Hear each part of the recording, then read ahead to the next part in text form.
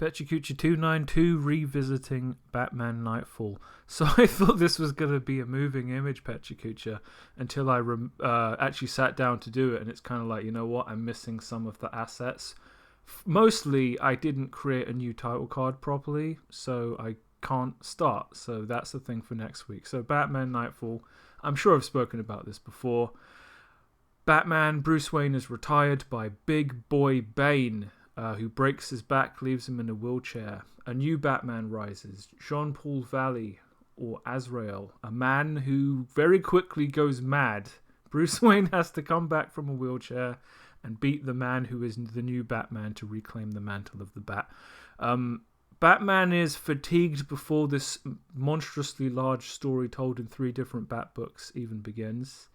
Bane breaks out all of the villains from Arkham Asylum, leaving them a cache of weapons to pick up on their way out.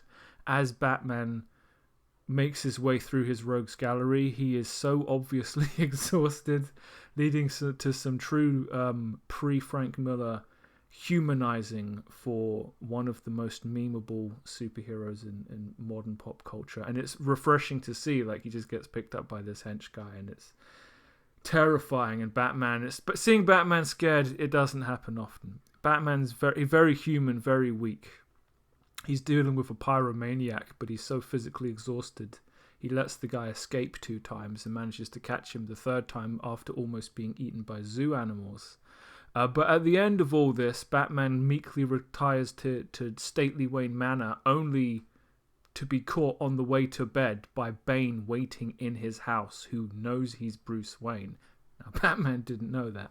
So he, as Bane intended, is completely broken both physically and mentally. And then Bane, he juices up with his special steroids and then breaks Batman's back, leaves him alive solely because it amuses him to do so.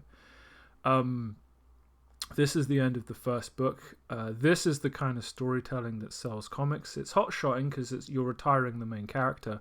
At the start of the second book, Batman is, thrown to the people of Gotham by Bane. Something I find really quite appealing about this book is the idea that the cops genuinely feel a civic responsibility to protect Batman from the crowd. No one even jokes about taking his mask off. The ambulance that picks him up turns out to be Alfred and Robin in disguise. The funny thing about all the rogues who've escaped is the Joker actually technically doesn't get caught. He has a agreement with Scarecrow, which he ends by smashing a chair over his head. And then the Joker's not in the book anymore because he don't give a fuck. Jean-Paul Valley at this point takes over as Batman because, quite frankly, Bruce Wayne not only can't do it, but has had a full mental breakdown and doesn't want to. And Jean-Paul Valley gets proper into it. He loves it. He's out there like, I'm the Batman, motherfucker, let's go. To the point where Robin's like, this guy needs to calm the fuck down. It also happens that Jean-Paul doesn't really care for the bat suit. He gets in a fight with Bane and he feels like the suit almost gets him killed. So he redesigns the suit. It was that period in the 90s where DC was trying out new things. In the third book, Bruce Wayne comes back almost entirely off camera from these trials and tribulations, but he needs to remember how to be Batman. He's healed his body, but he doesn't have the courage to just jump off of the rooftops and catch them with his rope like he used to. But ultimately he does. He has a final showdown with Madman Jean-Paul Valley, did I mention he's crazy? Yeah, he's crazy. And his final bat suit ends up looking more like Iron Man. But this whole thing is a monstrously large story. It just makes me want to read more comics instead of Hush Return that makes me want to read less.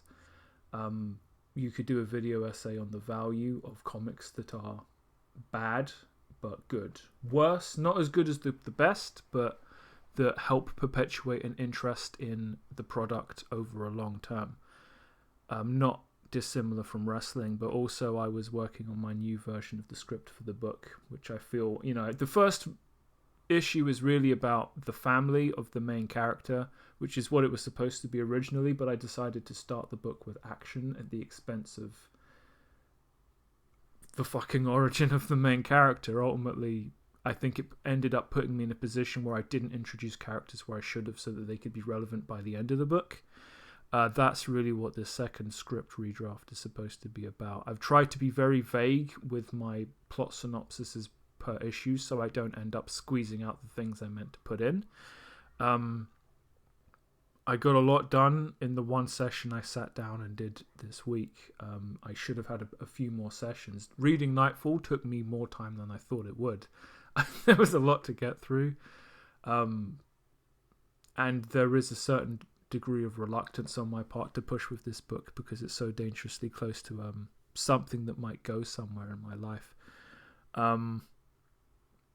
I feel like I managed to fit everything into the paltry 20 pages that I needed to. I can move on to the next issue, and I don't think I've fundamentally set myself up to fail again yet. I also did a bison using pastel brushes. I don't find them particularly enjoyable to use digitally because I haven't quite figured out the sweet spot. I only used them rarely as on paper as an art student, and I really liked them. I liked the roughness and the blendability of them. Something I should do more. And as digital art, it's a bit more appealing. I also coloured another page of my smiley show I'm inadvertently finishing against my plans for the week. And this page, I don't know, the layout makes me think that maybe this really is what I should do with my life, and I should stop giving myself all the excuses and barriers to doing it. This is Goku wearing drip. What is drip, you ask? You'll have to read this smiley show I'm never going to publish. Or Google it, but I don't know which one's a more depressing final outcome. But yeah, so it's been another week of slow progress in the right direction. I do somewhat wince under the slowness of the progress, but it is progress nevertheless. So that brings us to the end of Pecha Kucha 292.